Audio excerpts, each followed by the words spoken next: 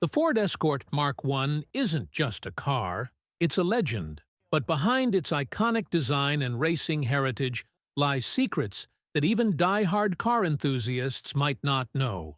From rare features to surprising history, this classic holds more than meets the eye. Here are 8 shocking truths you've probably never heard. The Ford Escort RS 1600 wasn't just a sporty badge, it was hiding serious racing pedigree under its bonnet. At the heart of the RS 1600 sat the legendary Cosworth BDA engine, originally developed for Formula 2 racing. The BDA stood for belt drive, A-type, and it featured dual overhead camshafts, 4 valves per cylinder, and an aluminium head. All advanced engineering for a road car in the early 1970s. Producing around 115 to 120 horsepower in stock form, the RS 1600 could be tuned much higher, making it a favorite among rally teams and weekend racers alike. The engine was derived from the same power plant used in competitive open-wheel racing, giving the RS 1600 true motorsport DNA. Even more impressive, these engines were often hand-assembled at Ford's AVO plant in South Ockendon. For buyers, it meant that this small family car had the heart of a race car, a rare and thrilling combination in its time. While the Escort van was designed for work, hauling tools, parts, and parcels, it quickly earned a reputation as a sleeper on the streets. Beneath the basic exterior and lack of rear seats, some Escort vans were fitted with performance engines, often taken from sportier Escorts like the 1300 GT or even RS models.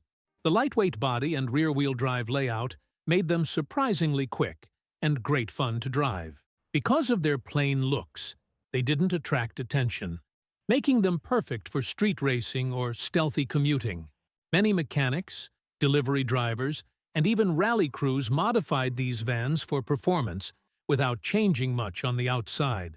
Today, enthusiasts remember them fondly as undercover hot hatches, proof that even a humble van could carry the soul of a racer.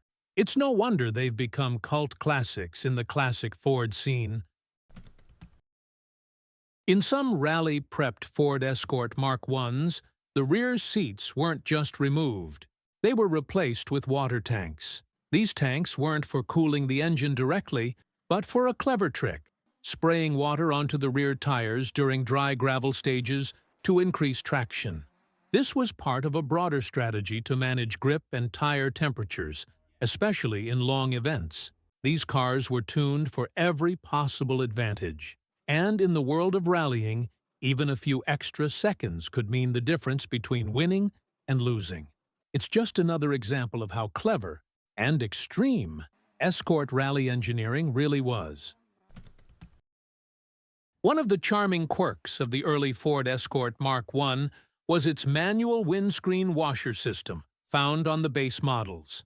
Unlike today's cars where a push of a stalk activates an electric pump, these early Escorts required a bit more effort, literally.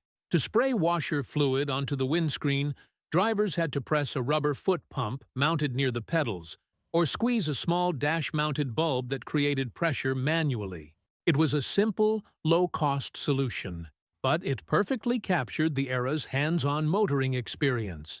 If you wanted water on the screen while driving, you needed good timing and coordination, especially during heavy rain or muddy rally stages. For many older drivers, this detail brings back vivid memories of a time when cars were built with function over convenience. It's one of those small features that reminds us how far automotive design has come, and how much personality and charm those early Escorts truly had. The Ford Escort Twincam wasn't just a sporty variant, it was a true performance hybrid, combining Ford's practicality with Lotus engineering excellence. Introduced in 1968, it featured the Lotus Twincam engine, a 1.6-liter powerhouse originally developed for the Lotus Elan. This engine had dual overhead camshafts and produced around 109 bhp, which was impressive for a lightweight family car of its time. To handle the extra performance, The Escort's chassis was upgraded with Lotus-inspired suspension geometry, improved brakes, and a strengthened shell. It was the first true performance Escort and paved the way for later legends like the RS 1600 and Mexico. For enthusiasts, it remains a symbol of when Ford and Lotus teamed up to create magic. A car that looked humble but drove like a thoroughbred. In the early Ford Escort Mk1 models, controlling the headlights wasn't done with a stalk on the steering column as we see today. Instead, drivers used a floor-mounted dip switch, located near the clutch pedal, to toggle between low and high beam headlights. This design was quite common in cars from the 1960s and early 70s, and it allowed drivers to switch beams without taking their hands off the wheel.